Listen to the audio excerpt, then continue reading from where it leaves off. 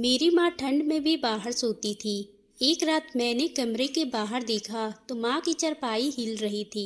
मैं जैसे ही माँ के करीब गई तो मेरे होश उड़ गए। माँ और चाचा, मेरे बाबा को गुजरे हुए 6 महीने हो चुके थे। मेरी माँ जवानी में ही विधवा हो गई थी। जब माँ मुझे लेकर नानी के घर जाने लगी तो चाचा ने हमें रोक लिया था और माँ से कहा था कि आप मेरे भाई की बीवी है, मैं आपका ख्याल रखूंगा। आपका ख्याल रखना मेरा फर्ज है। तब से चाचा मेरी माँ का बहुत ख्याल रखते थे। वह अपनी बीवी से ज्यादा मेरी माँ पर मेहरबान थे। ये वजह थी कि चाची मेरी माँ पर शक करती थी। इनका मेरे चाचा से कोई चक्कर है। और फिर चाची ने हमारी जिंदगी जहन्नुम बना दी थी। सारे घर के काम हम माँ बेटी से करवाती और हम दोनों को बातें भी सुनाती। चाची कभी भी हमारे काम से खुश नहीं हुई थी। उनसे हमेशा ही हमारे काम में कमी निकाली थी। कभी कहती ठीक नहीं किया तो कभी कहती वह काम बिगाड़ दिया है। ऐसे मेरी जिंदगी एक नरक बनकर रह गई थी। ऊपर से चाची की 2 बेटियां और एक बेटा भी हमारे लिए मुसीबत बन गए थे। वह भी सारा दिन मुझे और माँ को कामों में उलझाए रखते थे। उस घर में हमारा इकलौता सहारा जो थे वो चाचा ही थे। चाचा मेरा और माँ का बहुत ख्याल रखते थे, मगर चाची से ये बर्दाश्त नहीं होता था। जब से बाबा का देहांत हुआ था, चाचा मेरे और माँ के लिए अलग से फ्रूट लाया करते थे और अपने बच्चों के लिए अलग से लाते थे। मगर चाची हमसे वह फ्रूट छीन कर ले जाया करती थी और कहती थी जब हमारा खाना पीना एक साथ है तो ये अलग अलग फ्रूट लाने का रिवाज नहीं करना चाहिए। और फिर हमें फलों के छिलके देखने के नसीब होते थे और मैं मशीन लगाकर कपड़े धोने लगी थी। जब वापस आई तो माँ सहन साफ करके कमरे में जा चुकी थी। मैं उनकी टांगे दबाने लगी तब चाची आ गई और कहने लगी, कोमल फिर से लेट गई हो, किचन कौन देखेगा। मैं तुमसे पहले भी कहा है कि आज बच्चों की बिरयानी खाने का दिल कर रहा है और तुम इधर लेटी हो। मेरी माँ की आंखों में आंसू आ गए थे। माँ बोली, आज तबीयत ठीक नहीं है। चाची एकदम से चीख पड़ी थी। वह कहने लगी, तुम माँ बेटी हर वक्त बीमार रहती हो। मेरा तो जी करता है कि तुम दोनों माँ बेटी को हाथ पकड़कर घर से निकाल दूं, मगर मुझे इस बात का पता नहीं कि तुमने मेरे पति पर क्या जादू कर रखा है। तुम लोगों को इस घर से जाने ही नहीं देता। मेरा बस होता तो मैं तुम दोनों को अपने घर से एक एक पल के लिए भी बर्दाश्त न करो। माँ उठी और किचन में चली गई।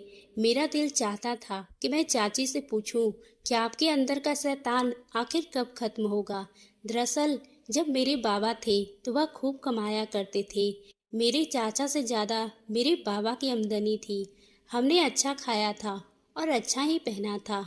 ये सब देखकर चाची जलन का शिकार होती रहती थी। तब हमारी जिंदगी बहुत सुकून से गुजर रही थी। ना जाने हमारी खुशियों में किसकी नज़र लग गई। मेरे बाबा का देहांत हो गया। माँ अब तक सदमे में थी। चाची ने बड़ी होशियारी से बाबा का बिजनेस चाचा के हवाले कर दिया था। जाहिर सी बात है, मैं और माँ तो अपने होश में ही नहीं थे। बाबा का कारोबार डूबने वाला था तो चाचा ने उसे संभाल लिया था। अब चाचा हर महीने सारी आमदनी लाकर मेरी माँ के हाथों में सौंप दिया करते थे और कहते थे कि भाभी आपका माल है, आपको इसको जिस तरह से इस्तेमाल करना है आपकी मर्जी है। चाचा अपना काम छोड़कर बाबा का बिजनेस संभाल रहे थे। माँ चाचा को अच्छी खासी तनख्वाह देती थी। ये सब देखकर तो चाची का दिल जलकर रह गया था कि मेरा पति अभी भी एक एम्प्लॉय के तौर पे काम कर रहा है। चाची ने चाचा और माँ पर शक करना शुरू कर दिया था। अब रोज चाचा से लड़ने लगी कि तुम अपनी भाभी और कोमल पे इतनी मेहरबानी क्यों, जरूर दाल में कुछ काला है। एक दिन माँ ने चाची के सामने हाथ जोड़ दिए थे और कहा कि ऐसे अल्फाज अपने मुंह से मत निकाला करो, मुझे मेरी बेटी के सामने शर्मिंदा मत किया करो, मैं किसी को मुंह दिखाने के काबिल नहीं रहूंगी। एक दिन चाचा ने अपनी बीवी से साफ साफ कह दिया था, अगर तुमने ये बात करनी नहीं छोड़ी तो मैं तुम्हें तलाक दे दूंगा, इस घर से निकाल दूंगा। ये बात सुनकर चाची डर गई थी। उसके बाद उन्होंने फिर कभी ये बात अपने मुंह से नहीं निकाला, मगर दिल में जो एक बार बन गया था वह कभी खत्म नहीं हुआ था। इसलिए चाची ने माँ और मुझे जलील करने में कोई कसर नहीं छोड़ी थी। चाची ने तो चाचा को इस कदर अपनी मुट्ठी में कर लिया था कि जो महीने भर का खर्चा लाकर माँ के हाथ में देते थे, उन्होंने वो भी देना छोड़ दिया था। यानी अब हमारे घर का बिजनेस चाची और उनके बच्चों का कब्जा हो गया था। मेरी चाची के दिल में चोट था, जिसकी वजह से मैं और मेरी माँ बुरे दिन काट रहे थे। माँ की तबीयत बहुत ज़्यादा खराब रहने लगी थी। मैंने सोचा कि मैं चाचा से बात करूंगी और उनसे कहूंगी कि मेरी माँ के इलाज के लिए चंद पैसे दे दे। जब रात को चाचा घर आए तो मैं उनके पास चली गई और उनसे कहा, चाचा आपसे ज़रूरी बात करनी है। चाचा कहने लगे, हाँ बेटी कहो, क्या बात है। तब मैंने कहा, मेरी माँ की तबीयत बहुत ख़राब रहती है, उसकी वजह से बड़ी ही परेशानी होती है। आप मेरी माँ के इलाज के लिए कुछ पैसे दे दो ताकि मैं माँ को डॉक्टर के पास ले जा सकूं। चाचा कहने लगे, ठीक है, मैं तुम्हें पैसे दे दूंगा। मुझे तो इस बात का पता ही नहीं था। इस वक्त चाची हम दोनों की बातें चोरी छुपे सुन रही थी। वह जल्दी से आगे बढ़ी और कहने लगी, वाह, मेरे लिए तो तुम्हारे पास पैसे नहीं है, लेकिन अपनी भाभी के लिए पैसे फौरन से निकल रहे हैं। चाचा कहने लगे, तुम्हारे कपड़े जूते के लिए मेरे पास पैसे नहीं है। अगर तुम कभी बीमार पड़ोगी तो तुम्हें डॉक्टर के पास ले जाऊंगा। इतना पत्थर दिल नहीं हूँ। लेकिन तुम कैसे बीमार पड़ोगी? तुम तो सारा दिन बिस्तर पर लेटी रहती हो, अपनी भाभी और उनकी बेटी पर हुक्म चलाती रहती हो, उनसे काम करवाती रहती हो। बीमार तो वह इंसान होता है जो मेहनत करता है। चाचा ने जब चाची के मुंह पर ये अल्फाज सुना तो उनका रंग उड़ गया। वह कुछ कहे बिना ही कमरे से निकल गई थी। चाचा ने मुझे 10,000 दिए और कहा, अपनी माँ को सुबह डॉक्टर के पास ले जाना। मैं चाचा को दिल से धन्यवाद किया और अपने कमरे से आकर सारी बात अपनी माँ को बता दी। माँ कहने लगी, शुक्र हो तुम्हारे चाचा का, अपनी बीवी के करतूत तो मालूम है। हमें कहा कि माँ मुझे भी इस बात की तसल्ली है। माँ कहने लगी, बस मैं चाहती हूँ कि मेरी और तेरी इज्जत इस औरत से सुरक्षित रहे, यहाँ कुछ भी कर सकती है। मैं बोली, माँ चाची सारा दिन हमें बेइज्जत करती है, इससे बड़ा और क्या करेगी।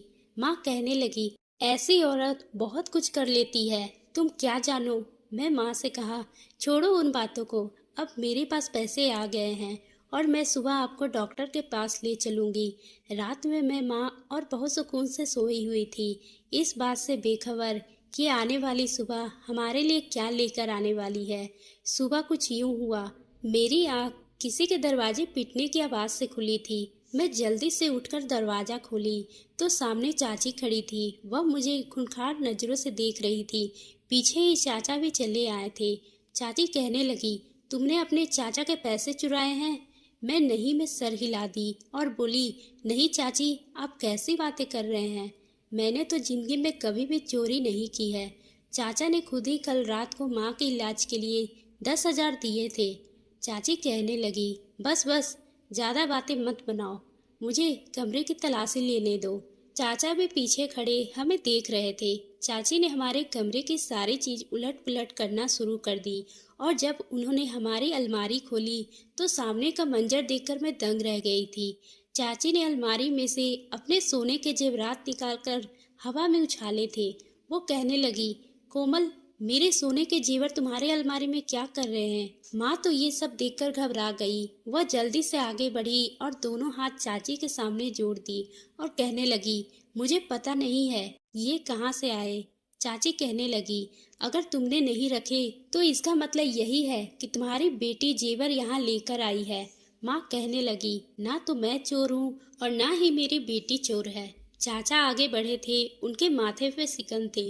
वो कहने लगे, अगर तुम दोनों माँ बेटी चोर नहीं हो तो मेरी बीबी का जेवर यहाँ क्या कर रहा है। चाचा ने अलमारी के फिर से तलाशी लेना शुरू कर दी और फिर चाचा को वॉलेट निकलकर हमें दिखाई दी तो कहने लगी, ये वॉलेट तो हम और मेरा पति सुबह से तलाश कर रहे हैं। मुझे तो पूरा यकीन है कि तुम रात को तुम्हारी बेटी हमारे कमरे में आई थी तो यही लेकर आई होगी। मुझे तो पता है तुम दोनों माँ बेटी के हाथ बड़ी सफाई है। इस तरह चोरी करती हो कि सामने वाले को पता तक नहीं चलता।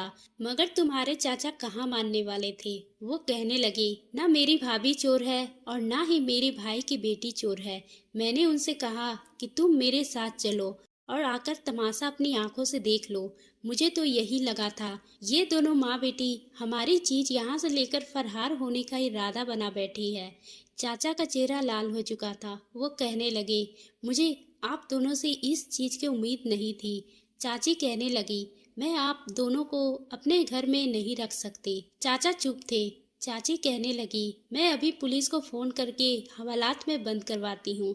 चाचा कहने लगे, नहीं ऐसा हरगिज मत करना, जैसे भी हैं ये दोनों मेरे भाई की निशानी हैं। चाची के माथे पर बल पड़ गए थे। वो कहने लगी, आज भी आप उन दोनों की तरफदारी कर रहे हैं। चाचा चुप रहे। चाची कहने लगी, अगर तुम चाहते हो कि मैं तुम्हारी भाभी और भाई की बेटी को पुलिस के हवाले ना करूं, तो इन्हें घर से निकाल दो। मैं अब उन दोनों को साथ नहीं रख सकती। चाचा का चेहरा उतर गया था। वो आगे बढ़े और माँ से कहने लगे, भाभी अब बात चोरी तक आ गई है। अगर आपने और कोमल ने इस तरह की हरकत ना की होती तो मेरी बीवी का ये मजाल नहीं होती कि वह आपको इस घर से निकालती। गलती आपकी है, आपकी बेटी की है। मैं अपनी बीवी को मना नहीं सकता। हमारी बेहतर इसी में है कि आप इस घर से चली जाए, ताकि मेरी बीवी आपको पुलिस के हवाले ना कर सके। मेरी माँ आगे बढ़ी। वह जिंदगी में पहली बार चाचा के सामने बोली थी। वह कहने लगी, जिस घर में तुम रह रहे हो मेरे पति ने बनाया है। एहसान फरामोशी की भी कोई हद होती है। अगर तुमने तो सारी हद पार कर चुके हो। तुमने मेरे पति के घर पर कब्जा किए, मैं चुप रही। तुमने मेरे पति का सारा बिजनेस अपने कब्जे में कर लिए, मैं तब भी चुप रही। तुम्हारी बीवी ने मुझे और मेरी बेटी से नौकरों की तरह रवैया रखा, उससे पूरे घर में काम करवाया, मैं फिर भी चुप रही। लेकिन अब बस बहुत हो गया। अगर घर से कोई जाएगा तो मैं नहीं, मेरी बेटी नहीं, बल्कि तुम्हारी बीवी और तुम्हारे बच्चे जाएंगे। मेरे घर से निकल जाओ। मेरी माँ का आवाज़ बहुत तेज थी। मगर चाचा कहने लगे, भाभी आपकी जिस फैमिली में रह रही हो, मगर मैं आपके पति का बिजनेस ना संभाला होता तो ये वो इस मुकाम पर होता, बल्कि वह कब का डूब जाता और आप ये घर बेचने पर मजबूर हो जाती। आपके पास छत भी ना होती। आप दोनों माँ बेटी पहले भी चोरी करती रही। हमें बहुत से पैसे गायब है, यकीनन आपने चोरी किए होंगे। ये बातें सुनकर चाची आगे बढ़ी और उन्होंने पुलिस का नंबर मिलाया था। वो कहने लगी, आप हमारे घर में आ जाए, हमारे घर में चोर है। चाचा कहने लगे, भाभी आप तो अपनी जिंदगी गुजार चुकी है, आप अपनी बेटी का ही कुछ सोचो, बेहतर इसी में है। आप ये घर छोड़कर चली जाओ। आपको नहीं पता कि थाने में क्या सलूक होता है। चाचा ने माँ को इस कदर डराया था। वह अपने और मेरे 2 जोड़े बैग में रखकर अपने साथ लेकर रवाना हो गई थी। मैं और माँ कहीं दूर अंत तक पहुँच गए थे। दिल गम से फटा जा रहा था। दुख इस बात का नहीं था कि हमें अपने हक से दूर किया जा रहा था, क्योंकि जब बाबा मरे हमें कभी अपना हक नहीं मिल पाया था। इसलिए परेशानी इस बात की थी कि हमारे पास रहने के लिए कोई ठिकाना ही नहीं था। माँ कहने लगी, बेटी अब हम कहाँ जाएंगे? जब से बाबा हमारी जिंदगी से गए थे, चाचा ने हमें किसी से मिलने जुलने नहीं दिया था और ना ही किसी से रिश्ता रखने दिया था। अगर माँ की कोई दोस्त होती तो हम उनके घर चले जाते। यूं ही चलते चलते रात हो गई थी। अब हम अपने शहर से दूर आ गए थे, मगर कोई भी ठिकाना हम नहीं मिल रहा था। मैं भी खामोशी और माँ भी खामोश थी। रात हो गई थी। मर्द हम अकेली जात को अजीब नजरों से देख रहे थे। तब माँ कहने लगी, बेटी हम क्या करें? मेरे पास कोई जवाब नहीं था। आगे पहुँचे तो एक घर नजर आया। माँ कहने लगी, ये जगह रात बिताने के लिए अच्छी है, सुबह हम कहीं निकल जाएंगे। मैंने कहा, ठीक है माँ। माँ आ जाए, हम इस घर में चलते हैं। मैं और माँ इस घर में दाखिल हो चुके थे। वहाँ पर कोई शख्स मौजूद नहीं था, सिर्फ एक बूढ़ी औरत थी जो काफी बूढ़ी थी। जब हम और माँ दोनों उस बूढ़ी औरत के पास गए तो वो कहने लगी, बेटी कहाँ से आई हो? हमने कहा, हमारे पास रहने के लिए कहीं भी जगह नहीं है, हम बेसहारा हैं। थोड़ी सी आज रात गुजारने के लिए जगह मिल जाती तो आपका धन्यवाद होगा। मेरी माँ की बात सुनकर वो बोली, ठीक है, तुम यहाँ रह सकती हो, जब तक तुम्हारा मन करे। हम लोग अपनी जिंदगी सुकून से उस घर में बिताने लगे थे। अचानक बूढ़ी दादी कुछ महीनों बाद गुजर चुकी थी और उन्होंने जाते वक्त हमें एक पोटली दी थी। उस पोटली को खोलकर देखी तो उसमें पुराने जेवरात थे। वो बहुत ही कीमती थे। बूढ़ी दादी ने कहा, ये तुम्हारे आगे की ज़िंदगी से अच्छे तरीके से गुजारने के लिए काम देंगे। इसे बेचकर तुम अपने लिए एक अच्छा सा घर ले लेना और तुम माँ बेटी अच्छे से ज़िंदगी गुजार लेना। बूढ़ी दादी के चले जाने के बाद हम लोगों ने अंतिम संस्कार कर दिया और जेवरात इतने महंगे थे कि हमने अपने लिए नया घर ले लिया। तब माँ कहने लगी, मैं अपने साथ बुरा सलूक करने वालों को माफ़ नहीं करूँगी। माँ ने कहा, मैं चाचा और चाची पर केस करना चाहती हूँ और तुम्हारे बाबा की सारी जायदाद उनसे वापस लेना चाहती हूँ। मैं चाचा और चाची पर केस की और पैसे देकर एक अच्छा सा वकील रख ली। कुछ वक्त में ही हम ये केस जीत गए थे। हमें हमारी सारी जायदाद मिल गई थी और चाचा भी जेल के सलाखों के पीछे चले गए थे। हमने उनसे घर वापस ले लिया था। उनके पास रहने के लिए कोई ठिकाना नहीं था। चाची अपने बच्चों को लेकर अपने मायके चली गई थी और सुनने में यही आया था कि उनके मायके वाले चाची और उनके बच्चों के साथ वही सलूक करते हैं जो चाची मेरी और माँ के साथ किया करती थी। बुरे कर्मों की बुरी सजा होती है। आपका किया हुआ लौटकर सामने जरूर आता है। ये बात हमेशा ध्यान रखें। तो दोस्तों, आपको ये कहानी कैसी लगी? अगर पसंद आई हो तो आप हमारे चैनल को सब्सक्राइब करना ना भूलें और बेल आइकन को भी प्रेस कर लें ताकि हम आपके लिए इसी तरह की दिलचस्प कहानी लाते रहें।